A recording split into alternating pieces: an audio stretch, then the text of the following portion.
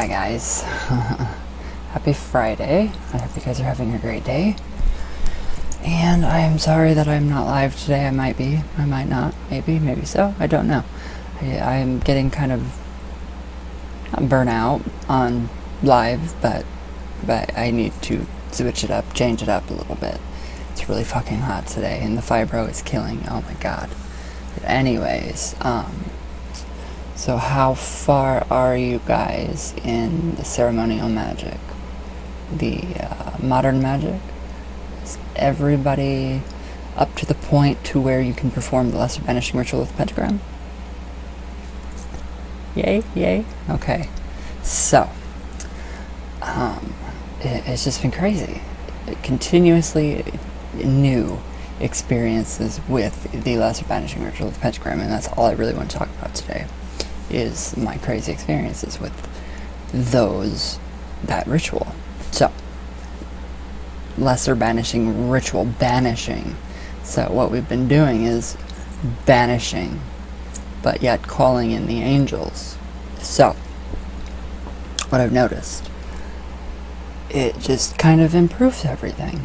Like I've already said, it just improves everything. Just like, not to an extreme extent, but it has improved quite a bit to clear the air, to clear your house. It's just incredible. It is one incredible ritual to perform. And then there's the invoking pentagram. So I do kind of want to get into the invoking pentagram, since the banishing pentagram is from bottom to top to bottom to left to right to back down to the bottom. Now the invoking would be down, left, back, wait, that way, down, and then back up to the top. And I totally screwed that up. So, actually, let me get the book. I don't know why I didn't do that before. So, I know it's a huge book. I love it though. It's amazing. So much good stuff. So, I can't wait till we actually get to the part about creating our own ritual tools and implements and all of that great stuff. So that's going to be really, really good. Alright, so the ritual of the minute pillar I've done. I'm going to go ahead and I'm going to give it another shot today. So I am going to do it. If it gives me that much strange energy again, I'm not doing it ever again. So, alright. Okay, now, I want to actually find, with the lesser banishing ritual of the pentagram, which I'm not finding. I don't know what the hell I'm even looking for. Okay, so alright, here we go. Now,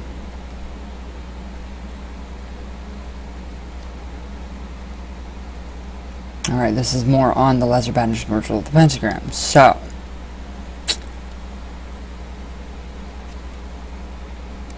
this is very complicated. Okay, so, alright. So, this is how we're actually, the formulation of the pentagrams. So this is the actual formulation, how you should visualize them, how you should see them. So part 2, the formulation of the pentagram, step 1. So going to your left, move around to the front of your altar to the edge of the space of your circle. So you are at the east edge of the circle, facing away from the middle of the circle where your altar stands. In other words, you are at the east and facing east. Here, draw a pentagram as was described in the last lesson. Be sure to visualize the figure as a flaming gas jet blue pentagram as you draw. So, I think of a butane torch coming out of my finger, because that's when I vibrate, like Adonai,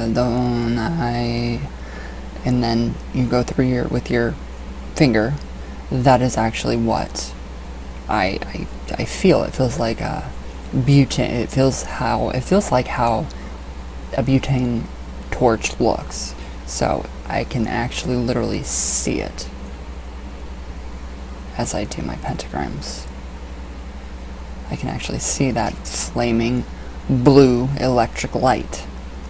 So it's really cool too. It's very cool. So, alright, so step 2, you inhale through the nose, and as you do, you feel the energy flow from the ends of the universe through your nose and body, and down and out of the bottoms of your feet to the center of the earth. You are no longer at the center of your magical circle, and thus at the center of the universe, as in this first part of this ritual. So as you inhale, both hands should be raised to the sides of your head by your ears. The dagger, or the right hand index finger, should be pointing forward. Your left hand, which should have remained at your side until now, is drawn into a similar position by your left ear. The index finger pointing upward or forward. So the rest of the fingers closed into a fist. So which would be like this. Or like this.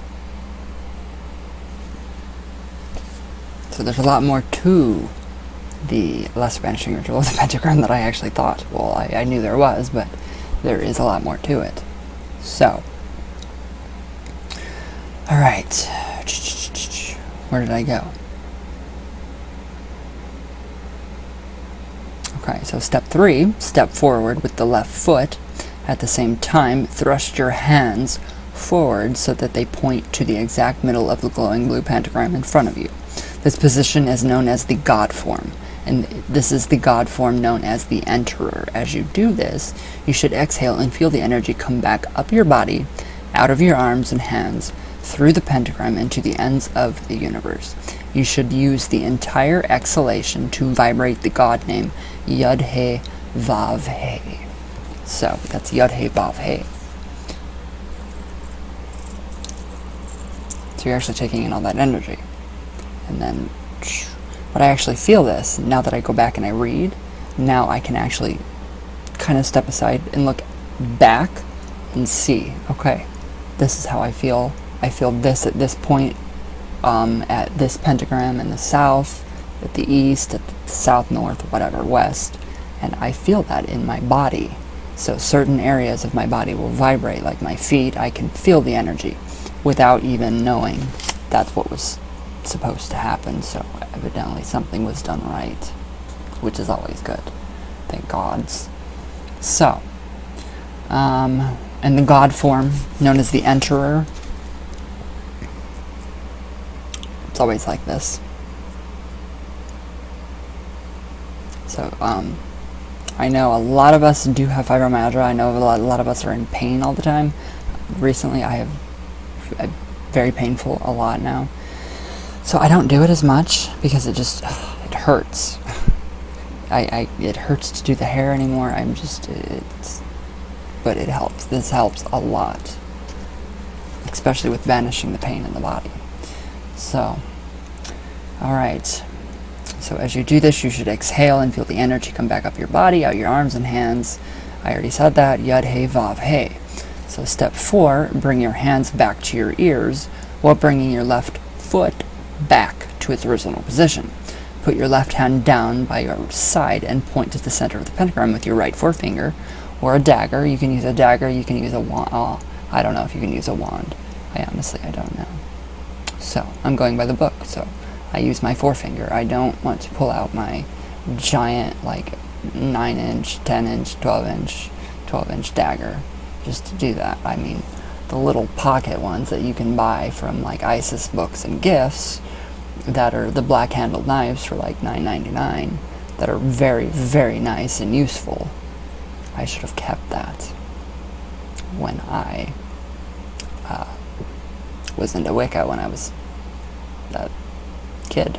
So yeah, should have kept a lot of that stuff because I didn't know a lot of that stuff would have come in handy with ceremonial magic, with Heka, with traditional witchcraft, with all of this. So it's I didn't realize how much Wicca stole, well, borrowed, and put into their own pocket.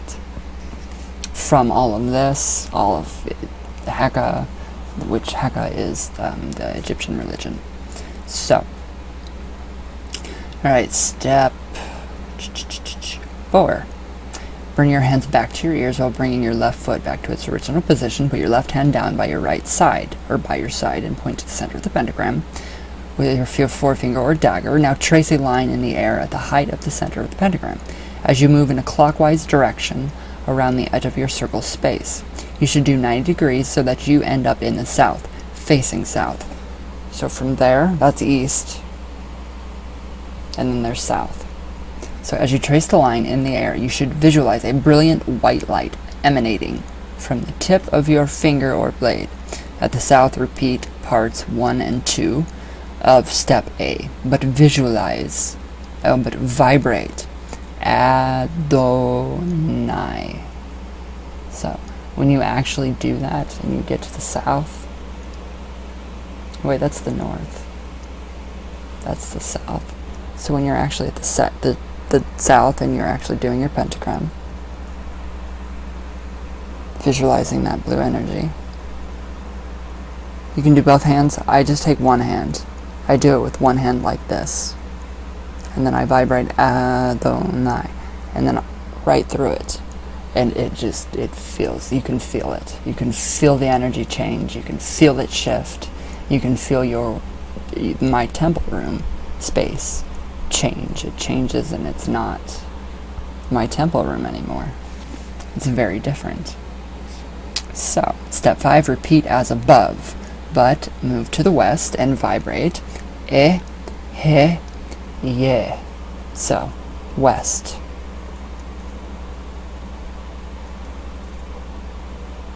And then you're going to go 1, he, ye.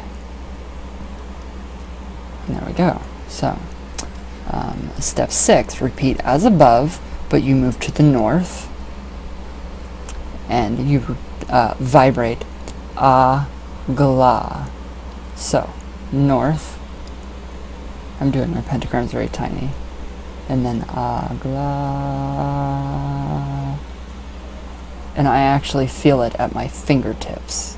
It's like, it feels like electricity. It's incredible. It's amazing. I love it.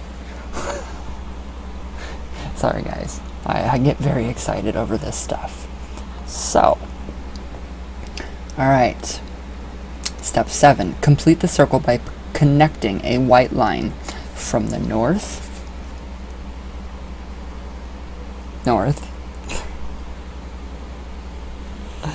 Oh.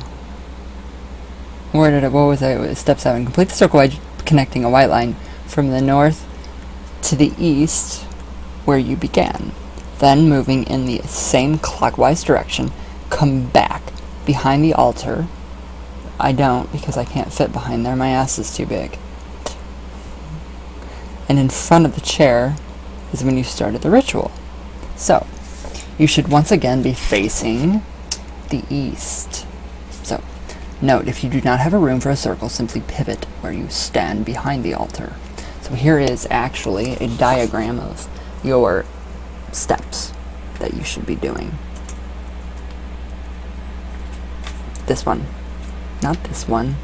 Wait. Where are my fingers? This one. This one. That's the diagram right there. Don't know if I can get that in there. So yes, if you guys want to screenshot that, that is, it's easier. It's a lot easier than it looks, than it sounds. It's not that hard. Alright, so step 8. Now, visualize the brilliant white circle expanding up and down to form a sphere above, below, and all around you.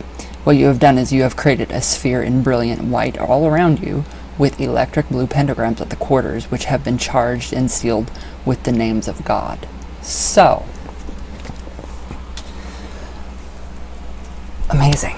Seriously amazing. So, going back with studying the Kabbalah, just bits and pieces of the Kabbalah, I don't care for the Kabbalah whatsoever. Some of its teachings are alright, but I just don't care for it whatsoever. It just, bleh. But yes, so, in most major cities of the United States, there are newspapers which are given away. The ads will pay all costs, and they frequently have insights of events going on in the community.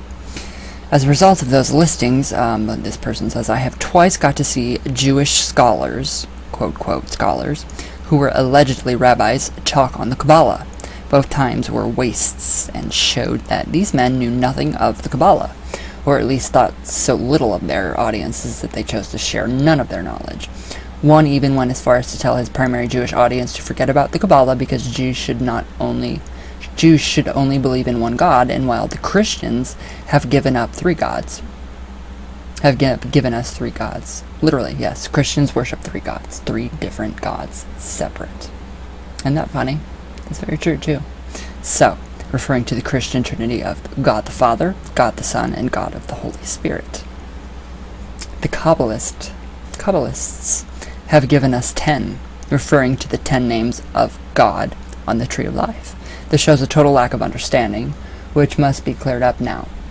Either those or these scholars must explain why the most famous and important historical rabbis, such as Isaac Luria and Baal Shem Tov, were polytheistic Kabbalists. The Kabbalah is a monotheistic tradition. In the Kabbalah, the ultimate divine source is beyond the comprehension of our mortal minds, but we can know and become in harmony with parts of aspects of the whole. These various aspects are represented by the different God names. So let's compare this notion of divine to a very down-to-earth person who we'll call John Smith. So, now, this is the interesting part. 1, his mother calls him son. 2, his wife calls him dear. 3, his daughters call him daddy. 4, his son calls him dad.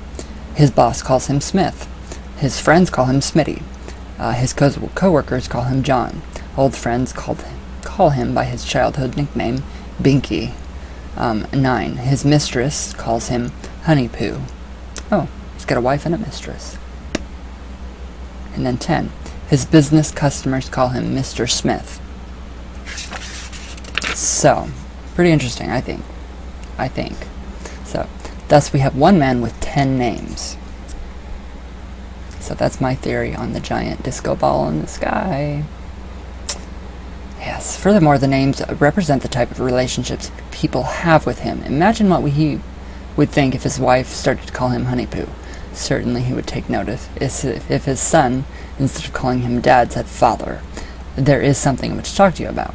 In the same way, there are many names for God, but there is only one source of all. We can learn more about that divine source by learning about those aspects of God which are available to us. That is, by tuning into what is represented by the names of God. So, here are the names of God when we do the pentagrams. It's very interesting stuff. So, Yud-He, Vav-He is known as the holy, ultimate, and unspeakable name of God. Its true pronunciation is unknown. In English, we could say that it is formed of the letters YH-VH.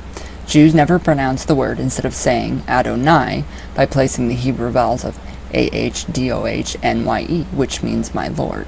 Adonai means my Lord. So, where'd I go? Around the 4 letters, which are known as the Tetragrammaton.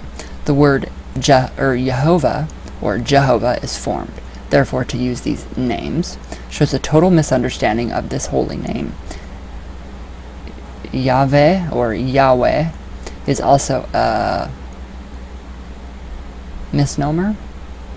Is that how you say that word? Is also a misnomer. An attempt to pronounce a word with no vowels, you see. YHVH may merely be an abbreviation for a longer word or code for other letters. It is possible that some of the letters of this name are doubled. No one knows for sure. So Yud-He Vav-He is the English transliteration, for how the Hebrew letters represented by the YHVH are named. The Y or Yud is said to represent archetypal masculinity. The Taoist yang or Jungian animus, and the first H, called H-E-H, he, superior, represents archetypal femininity. The Yaoist yin or Jungian anima, the V, called Vav in Hebrew, looks like an extended yud. There is a deep magical mystery here and represents a physical masculinity, while the last H, the A-E-H, he, inferior, represents physical femininity.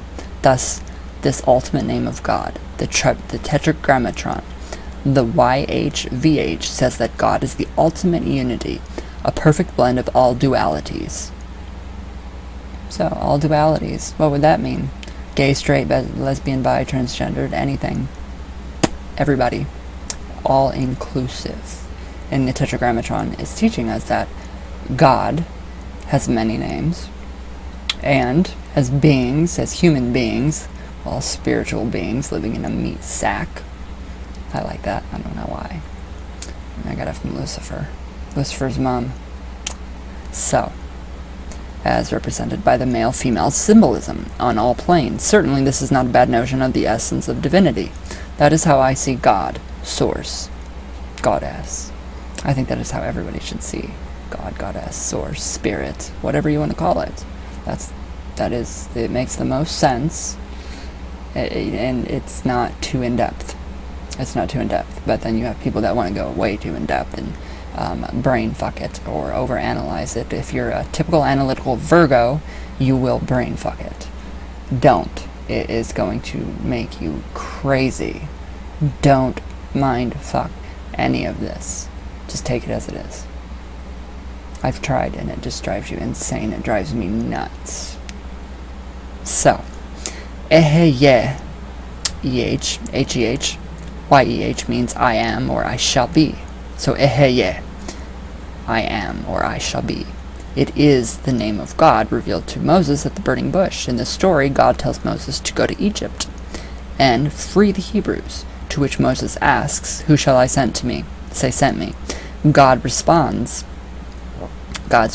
is, Eheye, Asher Eheye, meaning I am that I am, or I shall be that I shall be. Interesting? A little bit of history information going on here. I like this little history lesson.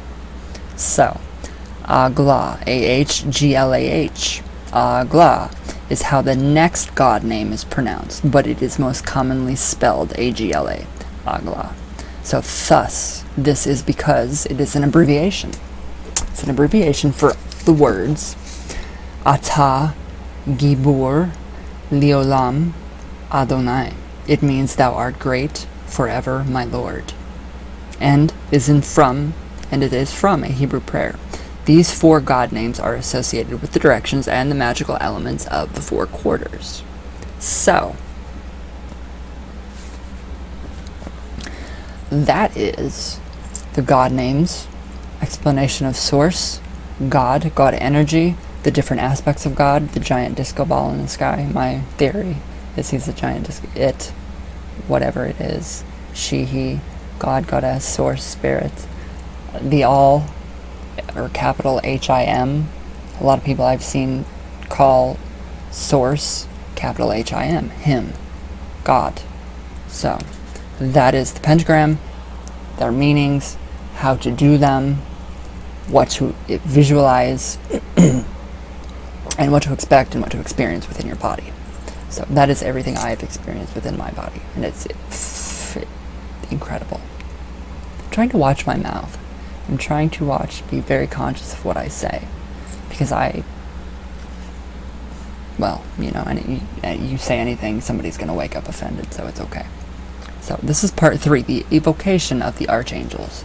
So, now step 1, you're always going to, when you invoke the archangels, you're always going to be in the God position. So, yeah, here you go.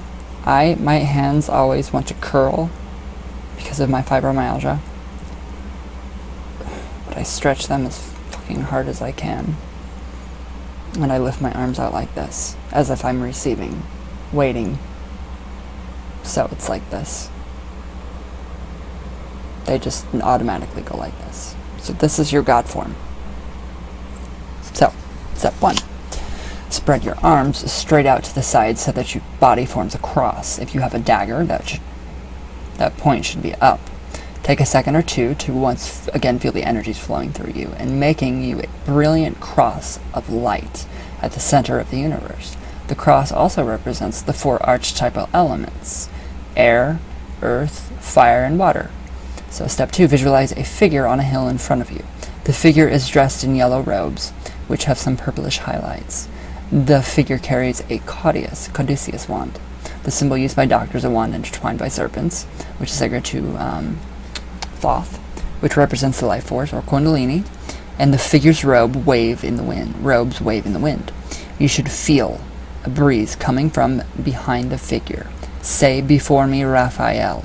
You have to vibrate the name of the archangel. So, "Before me, Raphael." I can't vibrate anything today, unless it's a very low, like that. Raphael. And I can't even do that. So, step 3, visualize a figure behind you dressed in blue with some oranges highlights. The figure holds a cup and is surrounded by waterfalls. Try to feel the moisture in the air. Say, "Behind me, Gabriel." You have to vibrate the name, "Behind me, Gabriel." Step 4, to your right, visualize a figure dressed in scarlet with green highlights. The figure holds a flaming sword, and you should feel heat coming from this direction. Say, "And on my right hand, Michael." Vibrate the name. The CH is guttural, is the guttural sound, as in the German ach, or the Scottish loch. Loch. Michael, kai, k, the k sound. So, Michael, or Michael. So, step 5. To your left, visualize a figure dressed in greens and browns on a fertile landscape. The figure holds some sheaves of wheat. Say, "And on my left hand, Oriel." Vibrate the name, Oriel. On my left hand, Oriel.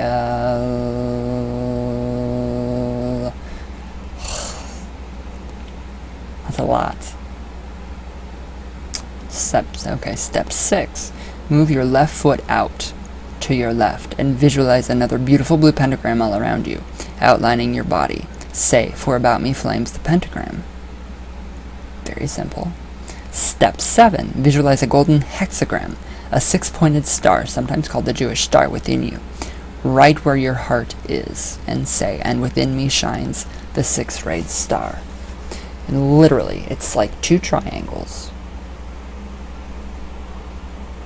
One that's pointing up, one that's pointing down. Literally, it's like literally you're inside that triangle. It becomes a 6-pointed star within yourself. And it literally, you can feel it. It is the most amazing feeling in the entire world.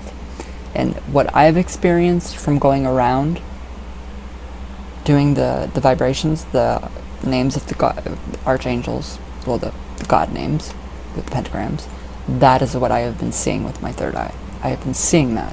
So when I'm very, very in deep, when I really, really do it deeply, like, it's always, it's always from the heart, always. I've been beginning to see these figures and these colors that this book is describing right now. So I know I've read this before. I know I've read this book in its entirety. So it could just be my subconscious leaking that information back out. Probably is. But I love it. So it really is amazing. So part 4.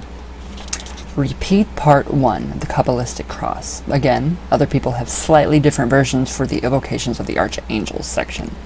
If 1, you would say, "Around me flames the pentagram, above me shines a 6-rayed star." Another says, "Before me is the pentagram, and behind me is a 6-rayed star." So they're minor differences, but you might like to try them and see how they affect you. After doing the lesser banishing ritual, sit in the chair and do the tarot contemplation ritual. Thus, the order for your practical daily work should be as follows. So, the relaxation ritual, which is visualizing or sitting, facing the east, visualizing that golden ball of energy coming from your feet all the way up to your head, and you feel warm, and you feel good, and you feel just relaxed, and just completely just, when you get like that, it makes you feel great. So, the lesser banishing ritual of the pentagram, and then the tarot contemplation ritual. So, on the next page you will find a summary which gives a schematic, whatever, of the lesser banishing ritual of the pentagram, without any of the explanations. Use it as you learn the ritual, but this ritual should be memorized. So, a vibratory formula. In the lesser banishing ritual of the pentagram, there are words which are meant to be said forcefully and with authority, such as, for about me flames the pentagram. But there are words in Hebrew which are meant to be vibrated, so you may have come across the expression before in your reading, and it will now be explained in full. It has long been an occult secret that all matter is made of vibration. Today many scientists depend on this being a fact in their research. If we follow this assumption that all matter is vibratory energy, then magic becomes a type of science which allows a person to affect vibrations. It becomes very valuable for us to develop an understanding of how to control vibratory energy. So, that's amazing. Science actually backs it up with everything is energy. Everything is made of energy. So, there's a physical phenomenon known as harmonic response. Harmonic response.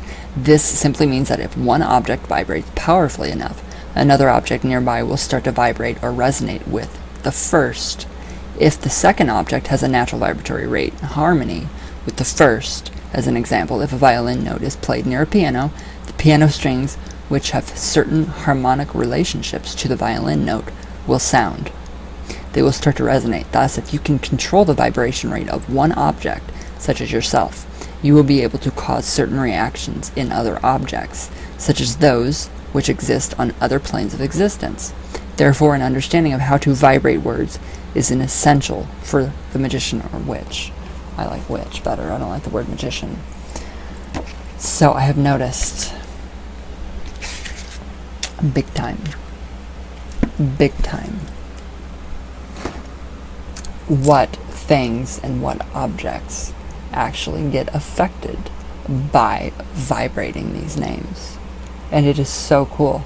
So when you do the Kabbalistic cross, you visualize yourself growing and growing and growing. You say Ata Malkut Vigbura Vigula and then Leolam Amen. I can actually feel all of that. I can see it in my mind's eye. And actually, what it does is it actually affects my singing bowl, my Tibetan singing bowl. Thank you, Sisterly, for that. It affects it. It affects that. So I can literally see the vibration. You can literally see energy vibrate. It's totally cool. It is so cool. So it does affect the vibration, vibrating the names. So it does. It affects quite a bit. It does affect, for me, it does affect because this is my West right here, where all of my electronical stuff, that's like desktop, laptop, tablet, all that good stuff, Wi-Fi router, all that good stuff down there. So it does affect that too. And since West is water, it doesn't get along with Wi-Fi. So it affects it big time at nighttime. So just my little 2 bits of 2 cents of information there. I thought it was just cool. It's kind of cool to realize what it actually, vibrating these names does.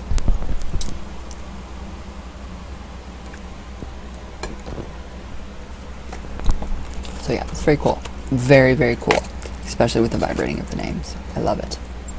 I really love it.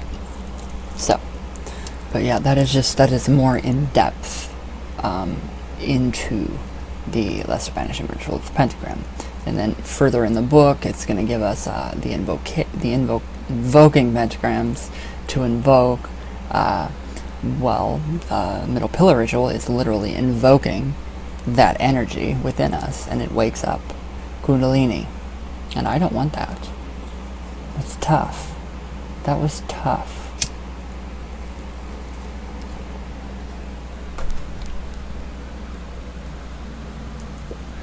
But I mean, it's just been great. It has seriously been amazing. Doing the lesser banishing ritual of the pentagram daily is incredible. I mean, it really is incredible. It helps so much. Now, if it could only get rid of pain altogether, how amazing would that be? How amazing would that be? Because when I actually go to touch, I can't.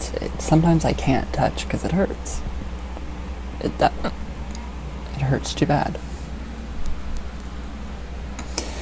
But that's just my little input there on that, and I always try to vibrate the names correctly. I try to do it all book by the book, just because I don't want to fuck anything up. So, I mean, it's really great. It's really great to actually study parts of the Kabbalah too, just to, get a better glimpse of, the Tetragrammaton, which is amazing. And now this makes more sense. The Tetragrammaton, the pendant that you sent me, the Nowhere Van, that is God. That is the representation of God in all his forms, his names, what we just discussed, and what I just discussed in the book. So it's just very interesting, very, very interesting, and I love it. It's great. It's very great. So that is it for today on the lesser banishing ritual of the pentagram. So I just kind of wanted to freshen up on that and get that sorted out and out of the way and all that good stuff. So, alright guys, what else? What else was I going to tell you guys? Oh, all the oils are shipped. Every oil is shipped. They're gone. So, I can't wait till you guys get them. They're expected to be on Monday. Last time I did, I shipped on Friday. Everybody got them the next day. Canada and Switzerland, and, oh God, where else? Japan? I don't know if it was Japan today. Canada, Switzerland, Ireland. Next week, sometime next week. I will email the international people your guys' tracking slip. I'll just take a picture and send it to you. Because seriously, it took me forever at the post office. Because I did screw up every single customs form and international form here at home. So we had to redo it all at the post office, and it was a mess. So, but it's good. It's good. Everything's being shipped out.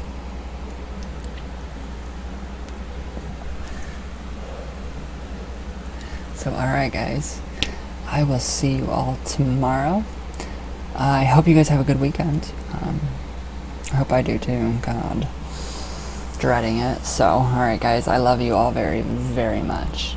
And everybody have a good weekend. Love you all. From Venus all the way back down. And I hope you guys have an amazing weekend, and I hope you guys tell me what you think. Tell me what you guys think, how far you are, if you're not even interested. So I love you all very, very much, and I'll see you guys tomorrow.